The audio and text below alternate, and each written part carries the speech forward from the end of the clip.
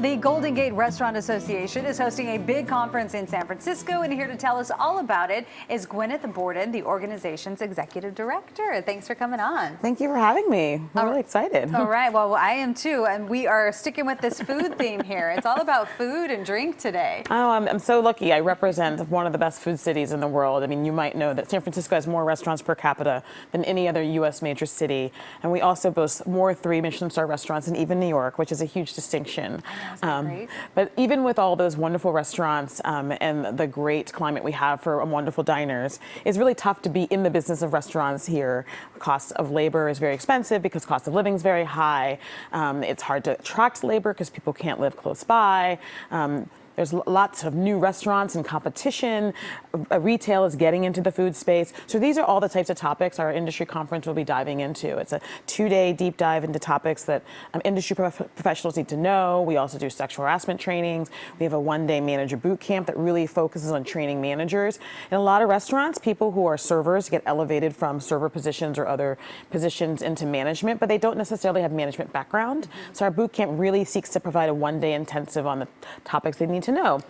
How to read a profit and loss statement, HR and managing people, service, food and labor costs, all those things that you as a consumer don't necessarily think a lot about, but are really important to the success of a restaurant. So this conference is for anybody who's in the restaurant field, from the owner of a restaurant to a server to anyone. Absolutely, and anybody even thinking about starting a restaurant. We've had a number of people come to the conference when they were thinking about starting their restaurant, and it really helped them put together their business plan. We'll be talking about a variety of topics that include like robotics. There are new restaurants that are launching with robotics as a core part of their business, and is that something that maybe a young entrepreneur wants to pursue or a restaurateur wants to apply to their existing business? So there's lots of things that we're working on in that area. And then also it's kind of like aspirational and other topics that are important for our industry.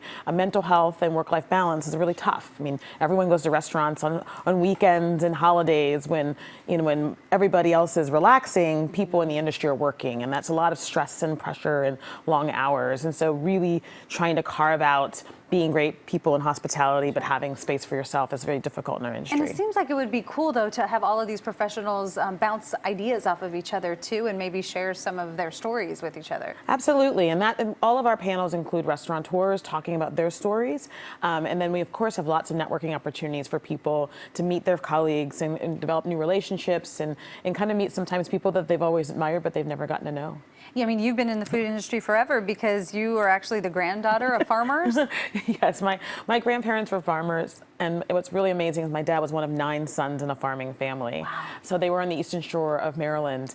And as a kid, I grew up, playing on the farm and being with my grandfather on the tractor. You never said you were bored on a farm, because if you were bored, you were picking strawberries. You weren't doing enough. So it was it was a great experience, but I also got to learn at a very early age good, fresh, whole food. I remember that for years when I first had grapes from a grocery store, I was really upset because they didn't taste anything like the grapes that grew on my grandparents' grapevine. And it turned out that, of course, I was eating wine grapes, not the grapes that they sell in grocery stores.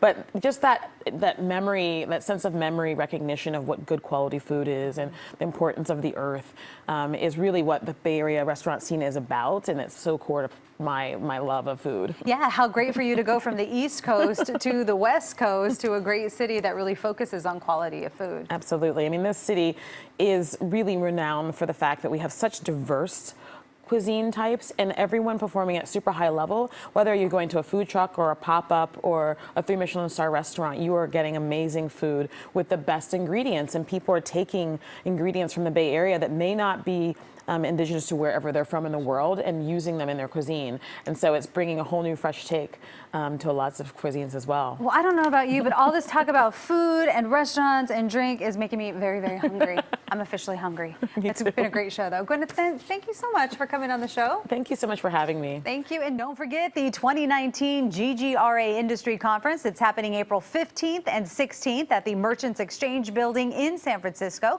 For more information, just go to ggraindustryconference.com. Coming up, Cue Ball, a new film produced by Warrior star Kevin Durant when Bay Area Focus returns.